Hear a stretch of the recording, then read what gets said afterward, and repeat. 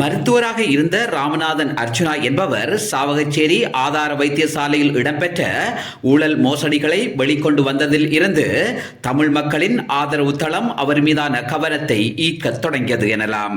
வைத்தியர் அர்ச்சுனா ஏற்கனவே அரசியலில் களமிறங்க வேண்டும் என்பதற்காக போடப்பட்ட முதலாவது அடித்தளம்தான் சாவகச்சேரி ஆதார வைத்தியசாலை தொடர்பான சம்பவம். அர்ச்சுனா என்பவர் அரசியலுக்கு களமிறங்கியவர் அல்ல, வலிந்து களமிறக்கப்பட்டவர் என்பதே பொருத்தமானது.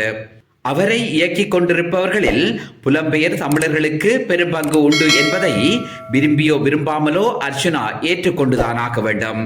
காரணம், அது தொடர்பான தகவல்கள் அண்மைய நாட்களில் சமூக வலைத்தளங்களில் பேசு பொருளாக மாறியிருந்ததை யாவரும் அறிவர்.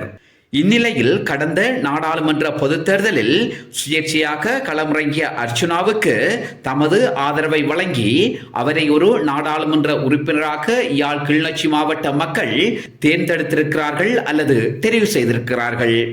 அதே நேரம் தனது கண்ணியமர்வான நாடாளுமன்றத்திற்குள் புகுந்த அர்ச்சுனா அங்கும் புரளியை கிளப்புகின்ற விதத்தில் செயற்பட்டார் என்பதை மறக்க முடியாது. தெரிந்தோ தெரியாமலோ எதிர்க்கட்சி தலைவரின் ஆசனத்தில் அமர்ந்து கொண்டார் அர்ச்சுனா.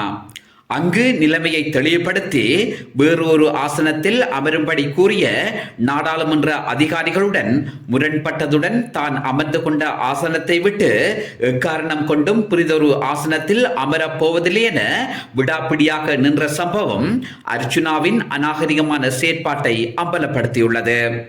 தென்னிலங்கை சிங்கள ஆங்கில ஊடகங்கள் மிக மோசமாக அர்ச்சுனாவை விமர்சித்து வருவதுடன் சிஐடி விசாரணைக்கு உட்படுத்தப்பட்டவராக அர்ச்சுனா தற்போது மாறியிருக்கிறார்.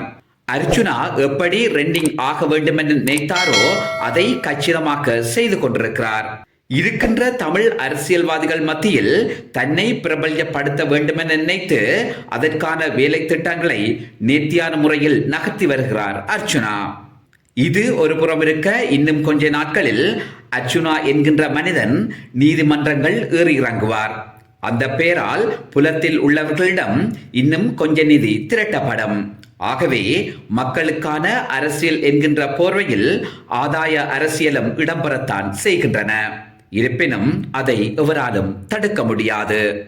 அடுத்தபடியாக தன்னை தெரிவு செய்த மக்களுக்காக அர்ச்சுனா எதனை செய்ய போகிறார் என்கின்ற வினா நிச்சயம் மக்கள் மத்தியில் எழாமல் இல்லை. அதே நேரம் வடக்கு மாகாண சபையில் முதலமைச்சராக அல்லது சுகாதார அமைச்சராக வர வேண்டும் என்கின்ற கனவு கண்டு கொண்டிருக்கிறார் அர்ச்சுனா. வடக்கு மாகாண சபை முதலமைச்சராக தான் வர வேண்டும் என நினைப்பது அர்ச்சுனாவின் பகல் கனவாகும். இது இடம்பெறப் போகின்ற காரியமும் அல்ல. ஆனால் மாகாண சபை உறுப்பினராக நிச்சயம் அர்ச்சுனா அவர்கள் தெரிவு செய்யப்படுவார் என்பதில் எவ்வித சந்தேகமும் கிடையாது. இங்கு எழுகின்ற சந்தேகம் என்னவெனில், அர்ச்சுனா ஒரு வைத்தியர் போன்றோ அல்லது படித்தவர் போன்றோ அல்லது ஒரு அரசியல்வாதி போன்றோ செயற்படுபவர் கிடையாது. மாறாக ஒரு குழப்பல்வாதியாக தன்னை அடையாளப்படுத்தி வருகிறார். இது அர்ச்சுனாவுக்கான முகவரியை அசிங்கப்படுத்துகின்ற ஒரு செயற்பாடாகவே கருத வேண்டியுள்ளது. அதே நேரம் அர்ச்சுனாவின் அரசியல் பிரவேசத்தின் மூலம் தமிழ் மக்கள் எந்தளவு பயனடைவார்கள் என்பது சந்தேகம்தான். அவர் நினைத்தது போன்றோ எதனையும் சாதிக்க முடியாது. அந்த நிலையில் 10 11 அர்ச்சுனாவின் அரசியலும் இருக்கும் என்பதில் சந்தேகம் கிடையாது. எனவே இறுதியில் அர்ச்சுனா என்கின்ற நபர் தமிழ் மக்களால் ஓரங்கட்டப்படக்கூடிய சாத்தியக்கூறுகளும் காணப்படுகின்றன.